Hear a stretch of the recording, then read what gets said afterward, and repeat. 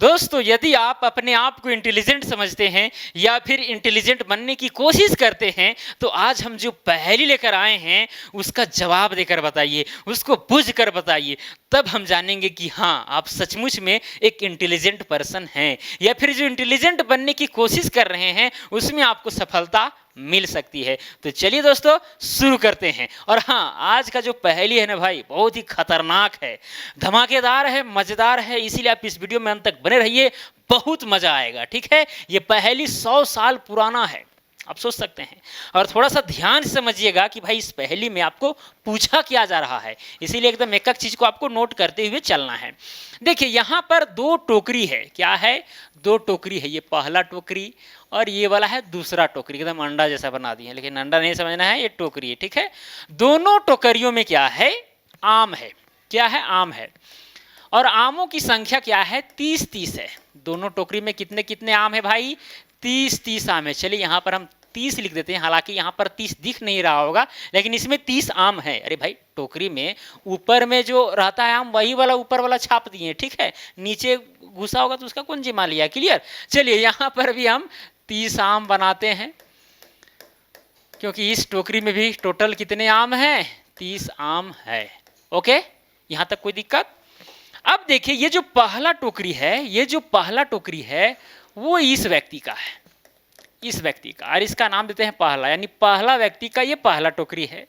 और ये वाला जो टोकरी है वो इस व्यक्ति का है, इसका हम नाम देते हैं दूसरा, यानी दूसरा टोकरी दूसरा व्यक्ति का है। सिंपल सी बात है। और दोनों टोकरी में 30-30 आम है। यहां तक समझ में आ गया? चलिए, पहला व्यक्ति का जो आम है, ठीक है, उसका दाम है 1 रुपया में 2 आम। 1 रुपया में 2 आम। 1 रुपये लगाइए, 2 आम ले जाइए। भाई ये कौन जमाना का चीज़ है? आजकल 10 रुपये में भी एक आम नहीं मिलता है, 20 रुपये में भी नहीं मिलता है। ठीक है, 1 केजी लीजिए, 80 रुपये 70 रुपये मिलेगा। ठीक है, 2-3 चढ़ा, कहानी खत्म। चलिए, फिर यहाँ पर देखिए, यहाँ पर जो है 1 रुपया में 3 आम मिलता है। 1 रुपया में 3 आम। ओके, यहाँ तक समझ में आ गया? पहला व्यक्ति 1 रुपया में 2 आम बेचता है, दूसरा व्यक्ति 1 रुपया में 3 आम बेचता है। और यहाँ पर आप सभी आमों को आइडेंटिकल मान सकते हैं, एक ही जैसा मान सकते हैं। ऐसा नहीं कि ये बेच रहा है 3 आम तो इसका सड़ा गला आम होगा, खराब आम होगा, ऐसा बात नहीं, एकदम सेम है। ठीक है, बस केवल रेट का फर्क है। क्लियर? इसके पास जादू हो सकता है कि भाई 1 रुपये में 2 ही आम दे रहा है, इसके पास बेचारे पास जादू नहीं है, 1 रुपये में 3 आम दे रहा है। चलिए खैर, कोई दिक्कत नहीं है, हंसी था। अब देखिए, ये जो दोनों व्यक्ति हैं किसी व्यापारी को अपना आम बेच देते हैं, सारा आम। यहाँ पर एक आया बड़ा व्यापारी, एक बड़ा सा टोकरा लेके आया। ठीक है, देखिए इस व्यापारी को हम यहाँ दिखा देते हैं, इतना बड़ा सा इसका मुंह है। ठीक है, एकदम मजा से एकदम जो है सारा आम उठा करके ले लिया। मतलब 30 आम जो है इससे ले लिया और 30 आम उससे, मतलब इसमें टोटल जो है 60 आम हो गए। कितने आम हो गए? 60 आम हो गए। चलिए यहाँ पर 60 लिख देते हैं, आप समझ जाइएगा कि 60 आम है। अच्छा, अगर सारा आम ले लिया इससे और इससे भी, तो बताइए इसको कितना पैसा दिया होगा और इसको कितना दिया होगा? सिंपल सी बात है, 1 रुपया में 2 आम मिल रहा है, तो 30 आम जब देगा तो भाई सिंपल सी बात है कि कितना लेगा? 15 रुपया लेगा। यानी 15 रुपया में 300 आम जो है ये पहला व्यक्ति दे देगा। क्लियर? और ये जो दूसरा व्यक्ति है 1 रुपये में 3 आम दे रहा है, इसीलिए 30 आम जब देगा तो भाई कितना रुपया लेगा? 10 रुपया लेगा। यानी 10 रुपया में 30 आम जो है बेच देगा। क्लियर? यहाँ तक बातें आपको समझ में आ गई होगी, यहाँ तक कोई दिक्कत नहीं है। मतलब कि इस व्यापारी को 60 आम खरीदने के लिए टोटल 15 रुपया और यहाँ 10 रुपया, मतलब 25 रुपया खर्च हो गए। 25 रुपया खर्च हो गए, ये भी चीज आपको समझ में आ गया। 25 रुपया में 60 आम ये खरीद लिया बेचारा। अब ये व्यापारी जो है, बड़ा व्यापारी के पास ये सारा आम देना चाहा, लेकिन किसी कारणवश मतलब बेचारा ऐसा दुविधा में फंस गया कि भाई जितना मैं लिया था उतना ही मैं इसको बेचना पड़ रहा था। मतलब जितना मैं आम खरीदा था जिस रेट में, उसी रेट में इसे बेचना पड़ रहा था। तो इस व्यक्ति ने दिमाग लगाया कि भाई ये पहला व्यक्ति के पास हम 1 रुपया में 2 आम लिए हैं और दूसरा व्यक्ति से हम 1 रुपया में 3 आम लिए हैं। मतलब कि यहाँ पर 1 रुपया दे रहे हैं और यहाँ पर 1 रुपया दे रहे हैं, मतलब टोटल 2 रुपया में हम 2 आम और 3, 5 आम खरीद रहे हैं। 2 रुपया में 5 आम खरीदे हैं। इसका मतलब ये बोला कि भाई जब एक ही दाम में देना ही है तो क्या हम इस तरह अलग अलग करें? ठीक है, उससे अच्छा है कि हम 2 रुपया में 5 आम करके रेट लगा देते हैं। और बात भी सही है भाई, ₹2 में 5 आम, यहाँ 5 लिखते हैं, उसके बाद यहाँ पर आम। ओके, ₹1, जब ₹2 ये बेचारा व्यापारी दिया तो यहाँ पर 2 आम और 3 5 आम आए। मतलब ये सिंपली जो है एकदम सिंप्लीफाइड करके जो है ₹2 में 5 आम वाला रेट लगा दिए। सिंपल सी बात है, कोई भी लगा सकता है। अब हुआ क्या दोस्तों, ₹2 के हिसाब से जब 5 आम वाला जो यहाँ पर मामला है, जब इस हिसाब से इस व्यापारी ने बेचा बड़े व्यापारी को, तो हुआ क्या, ₹24 में 60 आम जो है बिक गया। अरे भाई, ₹24 में ये 60 आम कैसे बिक गया? बहुत बड़ी समस्या। ठीक है, देख सकते हैं यहाँ भाई ₹2 में 5 आम मिल रहा है। दोनों तरफ क्या कीजिए, 12 से गुना कर दिए, इधर भी 12 से और इधर भी 12 से, तो 12 दूनी 24, 12 25 60।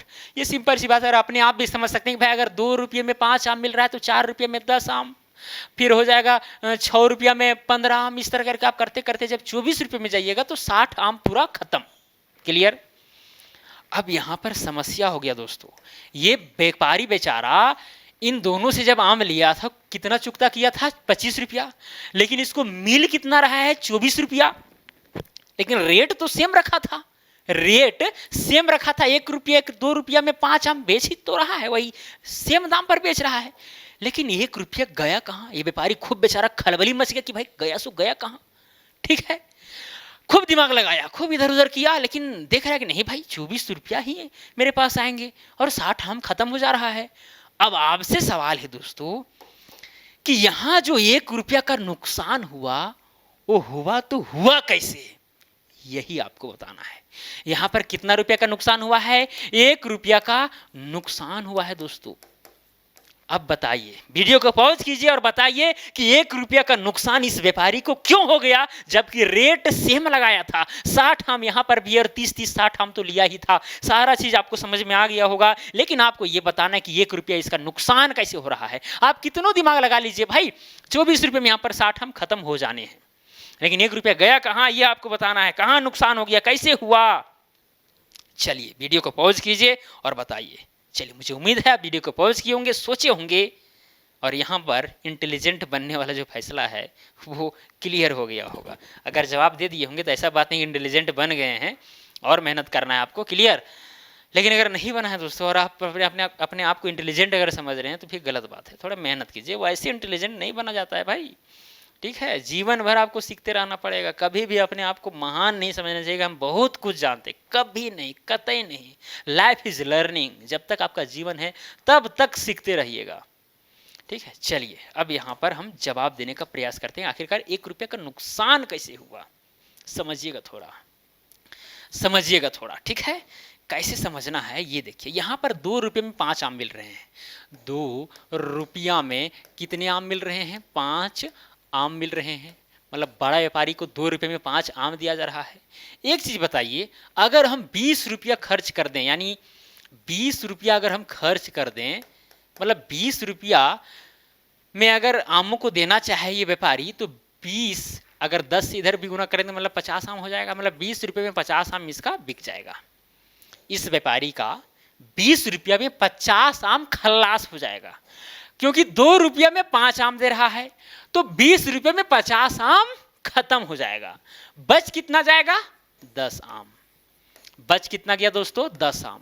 अब यहां पर जो 10 आम बचा है ना, अब इस 10 आम का आप कैलकुलेशन कीजिए। यहां पर ₹2 में 5 आम बेच रहा था, यहां पर 10 आम है, तो भाई अगर ₹2 में 5 आम बेच रहा है और यहां पर 10 आम है, तो कुल मिलाकर के 10 आम बेचने के लिए कितने मिलेंगे? ₹4। मतलब यहां पर ₹20 में 50 आम इस व्यापारी ने बेचा और यहां ₹4 में 10 आम, मतलब 20 प्लस में 4 बराबर में ₹24। मतलब यहां पर आप समझ गए कि भाई ₹24 में ये सारे आम बिक क्यों जा रहे हैं। यहां से आप चीजों को समझ गए होंगे, यहां तो कोई दिक्कत नहीं होना चाहिए, एकदम सिंपल सा प्रोसेस है। ₹2 में 5 आम तो ₹20 में 50 आम बिक गया।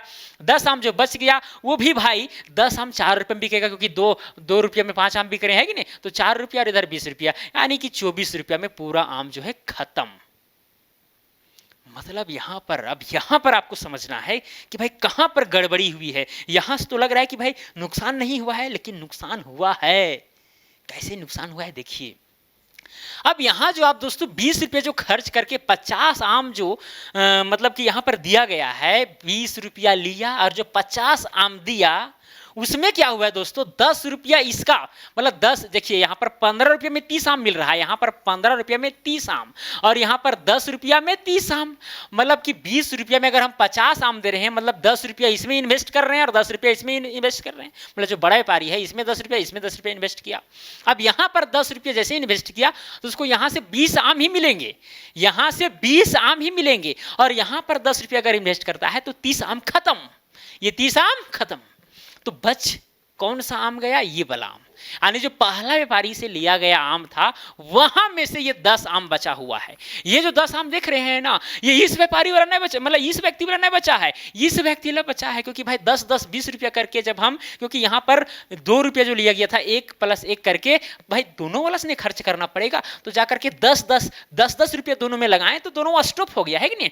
अब इसका वाला लेकिन 10 आम बच गया है, और ये 10 आम दोस्तों यही दाम पर बिक रहा है, और ये दाम किस आधार पर आया था, ये दोनों के कॉम्बिनेशन पर आया था, दोनों के कॉम्बिनेशन पर। भाई बच रहा है इसका आम, आप दोनों के कॉम्बिनेशन वाला दाम फिर से लगा करके 4 रुपया निकाल रहे हैं, गलत, यहीं पर 1 रुपया का नुकसान हो रहा है, यहीं पर 1 रुपये का नुकसान हो रहा है। आप डायरेक्टली ये 2 रुपये बराबर 5 आम कुल मिलाकर के नहीं लिख सकते, ठीक है। कैसे हो रहा है देखिए। अब दोस्तों यहाँ पर यदि ये 10 आम अगर इसका बचा हुआ है, सिंपल सी बात है, 10 आम बेचने के लिए यहाँ पर 5 रुपया लगेंगे, है कि नहीं। तो भाई यहाँ पर जो 4 रुपया हम लिखे हैं, यहाँ 5 रुपया होगा एक्चुअली, ठीक है। तो 20 रुपया ये और 5 रुपया, 25 रुपया तो आ ही जा रहा है। तो समझ में आया कि 1 रुपया कहाँ गया था, मतलब ये वाला जो दाम से लिया था ये व्यापारी आम, उस आम को ये दोनों के कॉम्बिनेशन वाला दाम से बेच रहा था, जो कि गलत है, क्योंकि ये वाला आम इसी दाम से बेचेगा तब नहीं आएगा रिटर्न जो लगाया है व्यापारी, है कि नहीं।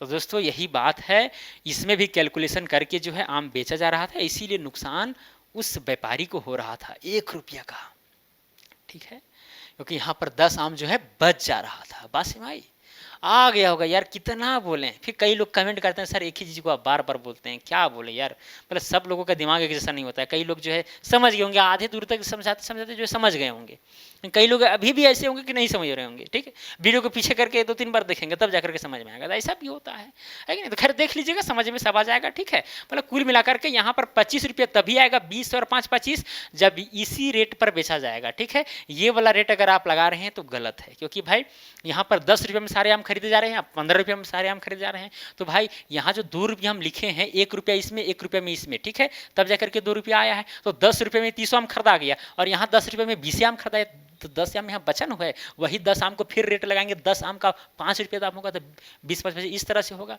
लेकिन फिर जो है यही दाम से लिया जा रहा था, इसीलिए फिर यहाँ पर जो है सो इस व्यापारी का नुकसान हो जा रहा था 1 रुपया का। क्लियर, कोई दिक्कत यहाँ तक दोस्तों। तो यही था पहली, यही था इसका जवाब। मुझे उम्मीद है कि समझ गए होंगे, अब दोहराएंगे नहीं भाई, बहुत बार दोहरा दिए, ठीक है, 5-6 बार हो गया। तो चलिए दोस्तों, अगर वीडियो अच्छी लगी होगी तो वीडियो को लाइक कीजिएगा, चैनल पर नए होंगे तो चैनल को सब्सक्राइब कर दीजिएगा, और बेल आइकन को भी प्रेस कीजिएगा भाई, सबसे बड़ी चीज़, ठीक है। तो इसलिए आज के लिए इतने ही दोस्तों, अब मिलेंगे अगला वीडियो में। जय हिंद, वंदे मातरम।